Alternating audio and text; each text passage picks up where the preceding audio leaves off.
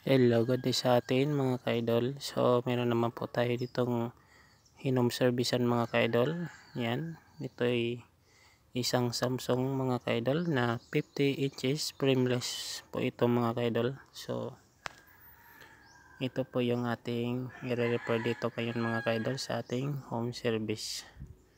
Yan.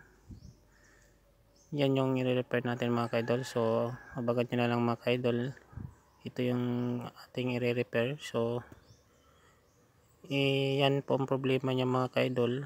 Ipa-plug in po natin. Subukan natin mga ka-idol para makita nyo po yung kanyang sira. So yan. Ganyan lang siya mga ka-idol. Oh. Ilaw lang yung kanyang backlight. Yan. Mamamatay po yung backlight at magbiblink po yung kanyang red indicator. Yan po yung kanyang sira mga ka-idol. So ito po yung i-repair natin mga idol. So abangan nyo mga ka-idol. So subukan natin itong i-repair mga ka-idol. So yan po yung flex po muna. Yan po muna natin yung mga ka-idol. Yan para malaman natin kung saan ba yung merong diferensya mga ka-idol. Kung left and right ba mga ka-idol. So yan muna ang ihang natin. So yan. Umilaw na siya ulit mga ka-idol. So tingnan natin kung mamamatay pa ba siya mga idol o magbiblink pa ba siya. So yan. Parang hindi na mga ka-idol namatay yung kanyang backlight. Yan, at hindi na rin nagbiblink yung kanyang red indicator mga ka-idol. So nakuha natin kagad mga ka-idol kung saan yung may sira yung kanyang board. Yan, so dito po yung may diferensya mga ka-idol. Yan. So hindi na yan, alam na natin yan mga ka-idol kung saan yung may diferensya yun dito sa kabila. So yan po yung mga clocking signal mga ka-idol. Yan.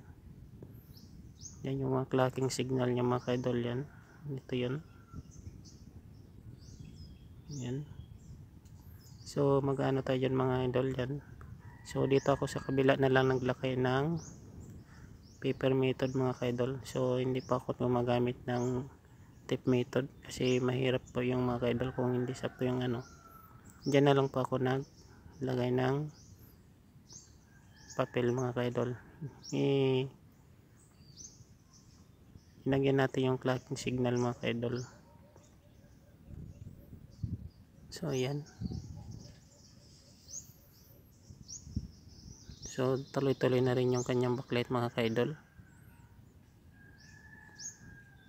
Yan, hindi na siya namamatay mga ka-idol.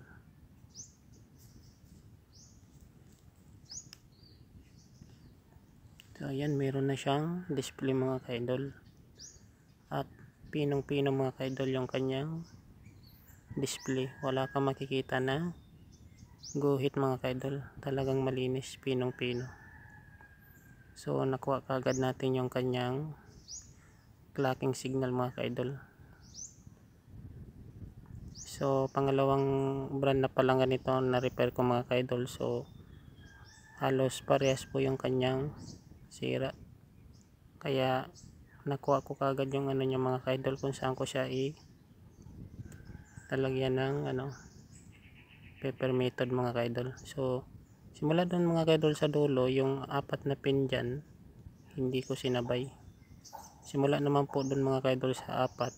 So yung linagyan ko ay 5 pin mga ka-idol. 5. Kasi pag isabay mo yung apat mga ka-idol, hindi po yan magdi-display. Kailangan hindi po yun sabay. So yan, balik lang natin mga ka-idol yung kanyang flex. So pinakita ko lang sa inyo mga ka-idol kung saan ako naglagay ng paper method mga ka-idol, para kung mayroon kayo may counter din na ganito mga ka-idol, doon lang kayo maglalagay ng paper method mga idol. So yan, tuloy-tuloy na mga ka-idol. Yan yung kanyang under ng backlight mga ka-idol. Hindi na rin siya nagpo-protect mga ka-idol. Kasi yung nangyari niyan mga ka-idol, meron siyang na-detect na shorted mga ka-idol sa panel. Yan. Gandang-ganda mga ka-idol. Pinong-pino talaga yung kanyang display. Walang guhit. Kung meron kayo may encounter na ganito mga ka-idol, ganun lang yung gawin nyo para hindi na kayo mahirapan. Yan.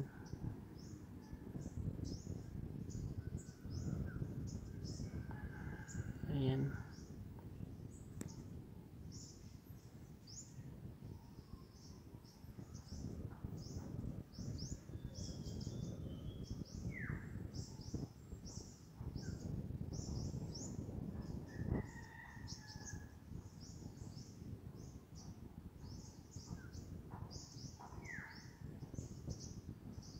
So ayan mga ka-idol, sinubukan natin.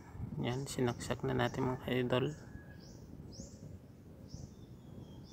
Smart Samsung po yan, Samsung Smart TV. So yan, kaganda ng display niya mga ka-idol. Yan. So okay na talaga siya mga ka-idol. Yan. Yan. So yan, hindi ko na nilagyan ng source mga ka-idol.